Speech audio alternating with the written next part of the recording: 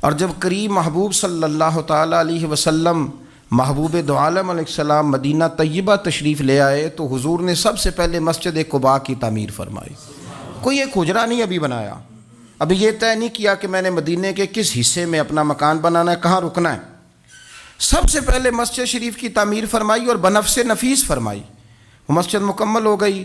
سرکار کا قیام تھا جناب ابو ایوب انصاری کے گھر میں، تھوڑے سے فاصلے پر نظر پڑی تو ایک کھلا میدان موجود تھا، 2 یتیم بچوں کی زمین تھی۔ فرمایا یہ زمین مجھے دے دو، اس میں مسجد بناؤں گا۔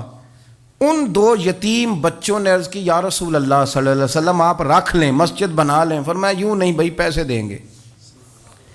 اسلام یہ نہیں کرتا کہ بندے کی حیثیت سے زیادہ اس پر بوجھ ڈال دیا جائے۔ وہ یتیم بچے ہیں، ابھی ان کے پاس کوئی ایسے ذرائع نہیں ہیں مال کمانے کے، تو فرمایا تمہیں پیسے ملیں گے۔ اور حضرت ابوبکر صدیق رضی اللہ تعالیٰ عنہ اور حضرت عثمان غنی جیسے مالداروں کے ذمے لگایا گیا کہ انہیں رقم ادا کی جائے۔ وہ پیسے ان بچوں کو دیے، یہاں مسجد کی تعمیر شروع کی۔ اب چونکہ مسجد قباء بھی سرکار نے بنائی تھی تو ایسا نہیں فرمایا کہ اس کو چھوڑ دیا جائے، بلکہ صحیح حدیث کے لفظ ہیں کہ نبی کریم علیہ السلام ہر ہفتے یا گھوڑے پر بیٹھتے یا اونٹنی پر بیٹھتے یا پیدل سفر کرتے اور ہر ہفتے فجر کی نماز پڑھ کے مسجد قباء تشریف لے جاتے۔ اس مسجد کی آباد کاری میں حضور دلچسپی لیتے، شوق تھا سرکار کو، اس کو آباد کرنے میں دلچسپی لیتے۔ اور پھر میرے محبوب کریم علیہ السلام نے اس مسجد کے آباد کرنے میں ایک اور فضیلت بیان کی۔ فرمایا جو بندہ گھر سے وضو کرے اور میری مسجد قباء میں آ کے 2 رکعت نفل پڑھے، اللہ کے رسول کا وعدہ ہے اللہ اسے پورے عمرے کا ثواب عطا فرمائے گا۔ آپ دیکھ لیں مدینہ شریف میں جس طرح مسجد نبوی شریف ہر وقت کھلی رہتی ہے، مسجد قباء بھی ہر وقت کھلی رہتی ہے، ہر وقت وہ مسجد موجود ہے۔ دن کو جائیں رات کو جائیں، آپ کو وہاں نماز پڑھنے کے مواقع میسر ہیں۔ گویا حضور نے بنائی بھی ہے اور میرے نبی نے بسائی بھی ہے، اور وہ پوری طرح بسی ہوئی ہے، وہاں لوگوں کا آنا جانا ہے، وہاں ہر قسم کی خوشبری۔ یہاں حضور نے مسجد کی بنیاد رکھی، حجرہ کوئی نہیں ابھی بنایا، کسی زوجہ کے لیے رہنے کو کوئی جگہ نہیں بنائی۔ یہ اب شوق دیکھیں، مسجد کے ساتھ حضور کی دلچسپی دیکھیں کہ سرور کائنات صلی اللہ تعالیٰ علیہ وسلم نے مسجد نبوی شریف کی بنیاد رکھی۔ مسجد کے لیے حضور نے خود بنفس نفیس تعمیر میں حصہ لیا۔ حضور پتھر اٹھا کے لاتے، مسجد کی تعمیر میں کام کرتے۔ حضرت سیدنا ابو ہریرہ رضی اللہ تعالیٰ عنہ فرماتے ہیں ہم ایک اینٹ اٹھا کے لاتے تھے تو حضرت عمار بن یاسر رضی اللہ تعالیٰ عنہ 2 اینٹیں اٹھاتے تھے۔ تو جب وہ اینٹیں اٹھا کے لا رہے تھے تو ان کے کپڑوں کو کچھ مٹی لگ گئی۔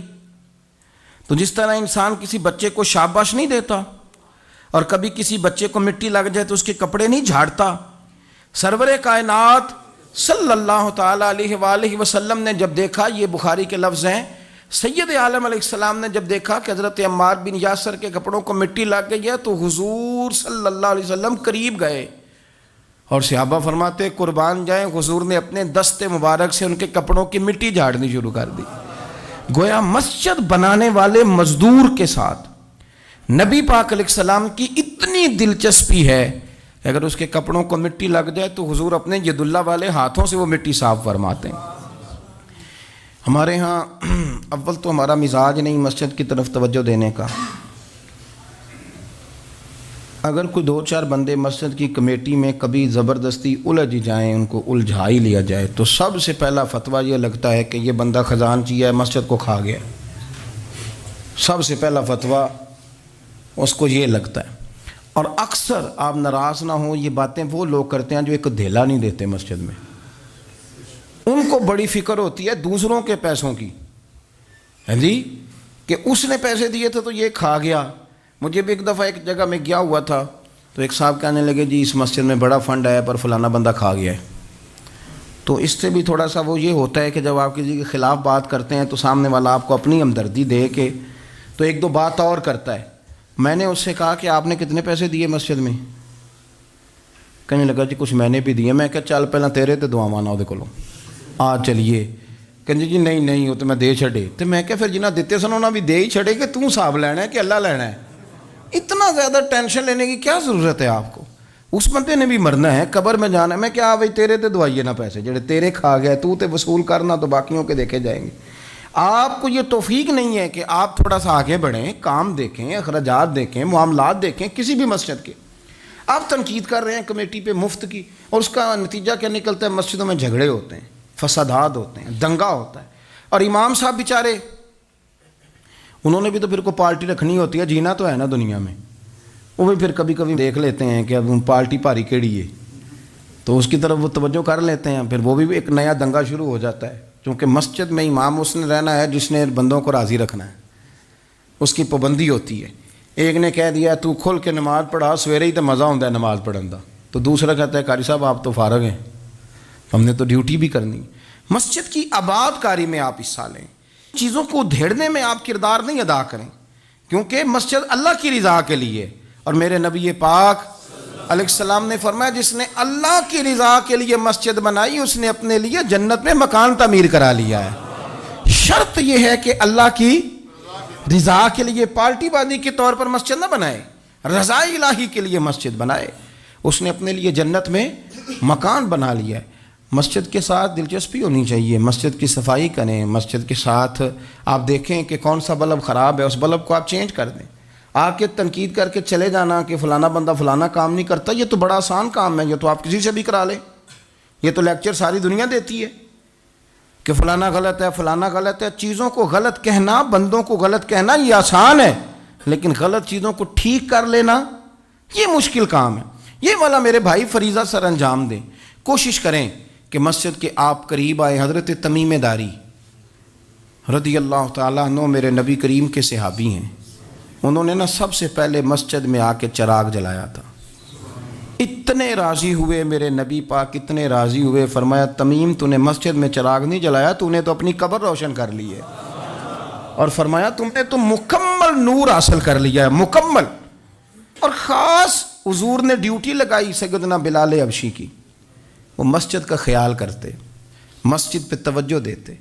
مسجد نبوی میں کون سی چیز کہاں کس انداز میں کرنی ہے، حضرت بلال وہ خدمت سر انجام دیتے. نبی پاک علیہ السلام مسجد کے لیے مختلف اوقات میں مختلف احکام جاری کرتے. پہلے سرکار دو عالم صلی اللہ علیہ وسلم نے ایک دروازہ مخصوص کر دیا تھا. فرمایا بھئی ایک فیصلہ میرا یہ ہے کہ اس گیٹ سے صرف عورتیں آئیں گی، مرد نہ داخل ہوں.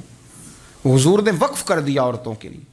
پھر ایک وقت ایسا آیا کہ نبی پاک صلی اللہ علیہ وسلم کے بہت سارے صحابہ نے جن کے گھر مسجد کے بالکل ساتھ ساتھ تھے، انہوں نے مسجد کے اندر دروازے کھول لیے تھے، مسجد میں آیا کرتے تھے. اللہ کے رسول صلی اللہ علیہ وسلم نے فرمایا بھی اب جماعت کا وقت ہوتا ہے اور بالکل دروازہ مسجد کے اندر تم نے کھولا ہوا ہے تو کچھ چیزوں میں مشکل پیدا ہوتی ہے، لہذا سارے دروازے بند کر دو، ایک دروازہ کھلا رہے، اور وہ ہے جناب ابو بکر صدیق کا. وہ آج بھی کھلا ہے مسجد نبوی میں. اس کو وہ دروازے کو بند نہیں کرتے، کبھی ضرورت ہو تو وہ آگے کوئی کنات لگا دیتے ہیں. دروازہ وہ ہمیشہ کھلا رہتا ہے، اس لیے کہ اس کو میرے نبی پاک نے کھولا ہے. وہ دروازہ کھلا رہتا ہے. حضور نے مختلف اوقات میں مسجد کی تزئین و آرائش میں، اس کی وسعت میں دلچسپی کا اظہار کیا.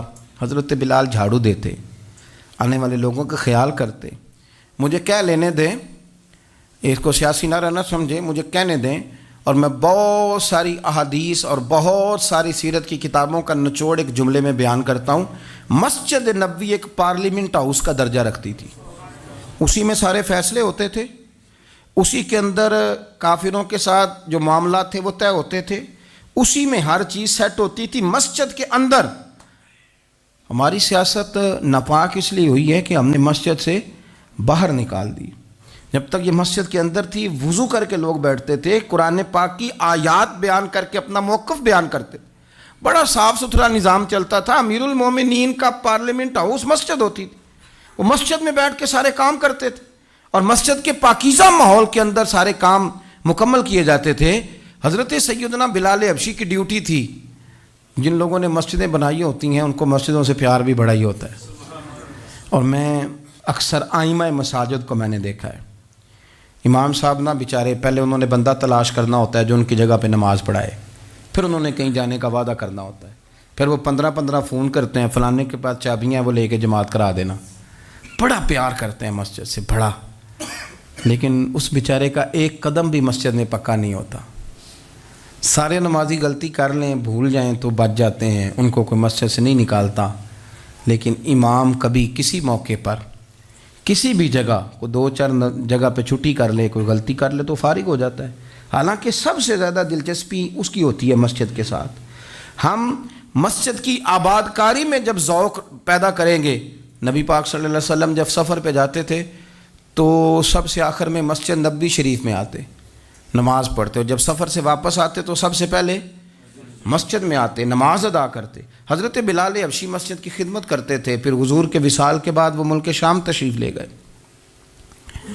وہاں انہوں نے وقت گزارا۔ حضرت عمر فاروق رضی اللہ تعالیٰ عنہ جب ملک شام کے دورے پر تشریف لے گئے اپنے دور خلافت میں، تو کہتے ہیں میں جناب بلال حبشی سے ملنے گیا، تو کہتے ہیں حضرت بلال نے سب سے پہلے مجھ سے پوچھا کہ بتاؤ میرے نبی پاک کی مسجد کا کیا حال، وہ فلاں کونے کی کیا پوزیشن ہے، فلاں جگہ اب کیا حالات، وہ فلاں جگہ سیدہ عائشہ کے حجرے کے پاس فلانا کام ہونے والا تھا، اس کی کیا پوزیشن ہے، ایک ایک چیز کے بارے میں پوچھا۔ کیا خوبصورت فرمان ہے حضرت عبداللہ ابن مسعود کا، آپ فرمایا کرتے اللہ کا کوئی بندہ جب مسجد میں کسی مخصوص جگہ نماز پڑھتا ہے نا، تو جب وہ کچھ دن نہیں آتا تو مسجد اس کا انتظار کرتی، مسجد اس سے ڈھونڈتی ہے، مسجد پوچھتی ہے وہ کدھر گیا، قربان جاؤں۔ فرمایا اگر وہ بندہ انتقال کر جائے، وہ دنیا چھوڑ جائے، تو مسجد کی وہ صف روتی ہے، وہ اسے ڈھونڈتی ہے، وہ اس کو تلاش کرتی ہے، وہ اس کے لیے آنسو بہاتی، اللہ کے حضور التجا کرتی ہے کہ یا اللہ وہ یہاں رہا کرتا تھا، وہ یہاں نماز پڑھتا تھا، وہ یہاں آیا کرتا تھا، مسجد اس کے لیے روتی ہے۔ اللہ کرے آپ سمجھے میری بات، کسی کو بیٹے رو رہے ہیں، کسی کو بیٹیاں رو رہی ہیں، کسی کو وہ لوگ رو رہے ہیں جن کی ضرورتیں پوری کرتا تھا، اور یہ جو مسجد سے پیار کرنے والا تھا، مسجد کا نمازی، اس کے لیے مسجد کی صف، مسجد کا مصلی آنسو بہاتا ہے، اے مالک وہ کہاں گیا جو یہاں نماز پڑھتا تھا، مجھے بتلاؤ۔ جس کو مسجد یاد کر کے روئے گی، پھر اس کی قبر پہ اللہ کتنی رحمتوں کا نزول فرمائے، پھر اس کے اوپر کس قدر کرم کی برکھا برسے، اسے کس قدر نوازا جائے گا جس کے لیے مسجد روئے گی۔